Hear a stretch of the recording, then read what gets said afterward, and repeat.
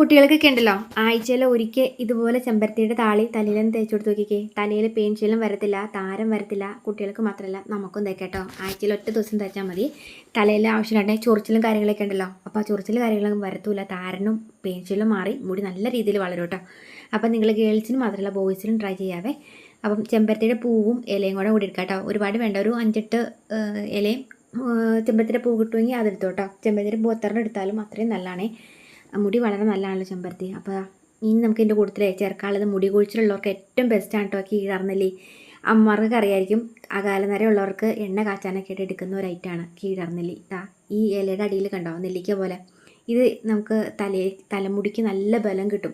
എത്ര കടുത്ത മുടി കൊഴിച്ചിൽ മാറാനൊക്കെ ആയിട്ടും ഈ കീഴാർനെല്ലി ഇതുപോലെ താളിയുടെ ഒപ്പം തേക്കുന്നത് നല്ലതാണ്. അപ്പം കീഴാർനെല്ലിയുടെ തണ്ട് നമ്മൾ വേരോടെ നിർത്തിയിട്ട് തണ്ട് ഇങ്ങനെ ഒടിച്ചെടുത്താൽ മതി. വീടിൻ്റെ മുറ്റത്തൊക്കെ അവിടെ നിൽക്കുന്നുണ്ടെങ്കിൽ ഇങ്ങനെ വേരോടെ നിർത്തിയിട്ട് ഇങ്ങനെ ഒടിച്ചെടുക്കുകയാണെങ്കിൽ നമുക്ക് ആഴ്ചയിലൊക്കെ ഇങ്ങനെ കിളുത്ത് വരുമ്പം ഇങ്ങനെ തേച്ചാൽ മതി കേട്ടോ. നല്ല രീതിയിൽ മുടി വളരും. അകാലം വരെയും പ്രായം ചെല്ലുന്നതിനൊക്കെ മുൻപ് തന്നെ തലമുടി നരച്ചു തുടങ്ങിയിരിക്കുന്ന ടീമുകളൊക്കെ ഉണ്ടെങ്കിൽ ഇങ്ങനെ തേച്ചോട്ടോ. പിന്നെ ഇതിൻ്റെ കൂട്ടത്തിൽ 2-3 തണ്ട് കറിവേപ്പില ചേർത്ത് കൊടുക്കുകയാണെങ്കിൽ മുടി വളരാനും ബെസ്റ്റാണ്. മുടിക്ക് നല്ല കറുപ്പും കിട്ടും, തിളക്കവും കിട്ടും കേട്ടോ. ഇനി നമുക്ക് ഇതിൻ്റെ കൂട്ടത്തിൽ സവാള ചേർത്ത് കൊടുക്കാം. കുട്ടികൾക്കൊക്കെ തലയിൽ പെയിൻശീലും താരനൊക്കെ ഉണ്ടെങ്കിൽ പൊക്കോളും. പ്രത്യേകിച്ച് ഈ തലയ്ക്കൊക്കെ ഭയങ്കര ചൊറിച്ചിലൊക്കെ ഉള്ള ടീമുകളൊക്കെ ഉണ്ടല്ലോ, ഈ താരനൊക്കെ ആയിട്ട്. അപ്പം അങ്ങനെയുള്ളവർക്ക് ഇങ്ങനെ താളി തേക്കുവാണെങ്കിൽ ചൊറിച്ചിലൊക്കെ മാറിയിട്ട് സ്കാൽപ്പ് ക്ലീൻ ആവാൻ നല്ലതാണ്. പിന്നെ ഇതിങ്ങനെ തേക്കുമ്പോൾ നമുക്ക് ഇതിൻ്റെ കൂട്ടത്തിൽ വല്ല തുളസിയുടെ ഇലയോ അതല്ലെങ്കിൽ പനിക്കൂർക്കയുടെ ഇലയോ ചേർക്കുവാണെങ്കിൽ നീർക്കെട്ടും വീഴത്തില്ല കേട്ടോ. ഇപ്പോൾ കുട്ടികൾക്കാണെങ്കിലും ധൈര്യമായിട്ട് തേക്കാം. ഇനി നമുക്ക് ഇതിൻ്റെ കൂട്ടത്തിൽ നിങ്ങളുടെ വീട്ടിലെവിടെയെങ്കിലും ഈ ആര്യവേപ്പിൻ്റെ ഇല ഉണ്ടെങ്കിൽ ഇട്ട് കൊടുത്താൽ മതി, ഇല്ലെങ്കിൽ സ്കിപ്പ് ചെയ്തോ ബാക്കി ഇട്ട് കൊടുക്കണം കേട്ടോ. ആര്യവേപ്പിൻ്റെ ഇല ഇട്ട് കൊടുക്കുകയാണെങ്കിൽ പെയിൻശീലം മാറാൻ നല്ലതാണ് കുട്ടികൾക്കൊക്കെ, താരനും. പിന്നെ ഈ കറ്റാർവാഴയും ഉള്ളവർക്ക് ഇട്ട് കൊടുത്താൽ മതി, ഇല്ലാത്തവർ സ്കിപ്പ് ചെയ്തോ ബാക്കിയുള്ള ഐറ്റംസൊക്കെ ഇട്ട് കൊടുക്കാനായിട്ട് ശ്രദ്ധിക്കുക കേട്ടോ. കറ്റാർവാഴ ഇട്ട് കൊടുക്കുകയാണെങ്കിൽ മുടിക്ക് നല്ലൊരു തിളക്കം കിട്ടും, ഷൈനിങ് ആയിട്ട് എടുക്കും.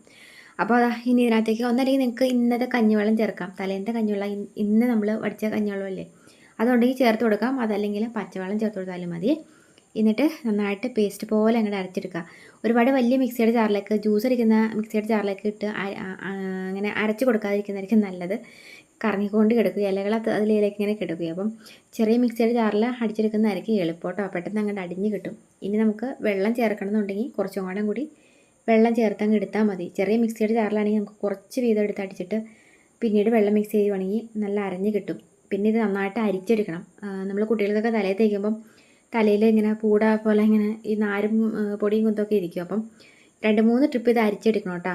എന്നാലാണ് ആ നമ്മൾ തലയിൽ തേക്കുമ്പം തലയുടെ സ്കാൽപ്പിൽ കൂടെ ഇങ്ങനെ പൊടി പിടിച്ചിരിക്കാതിരിക്കുള്ളൂ. അപ്പം ഞാനിതിപ്പം ഒന്ന് അരിച്ചെടുത്തിട്ട് വീണ്ടും ഞാൻ ഒന്നും കൂടി അരിക്കുന്നുണ്ട്. ഞാനിത് മോക്കും കൂടി കൊടുക്കാൻ വേണ്ടിയിട്ട് ഉണ്ടാക്കിയെടുത്ത. അപ്പോൾ അവൾ പറയും തലയിൽ കൂടെ ഇങ്ങനെ നാരിരിക്കുമെന്ന് പറയും.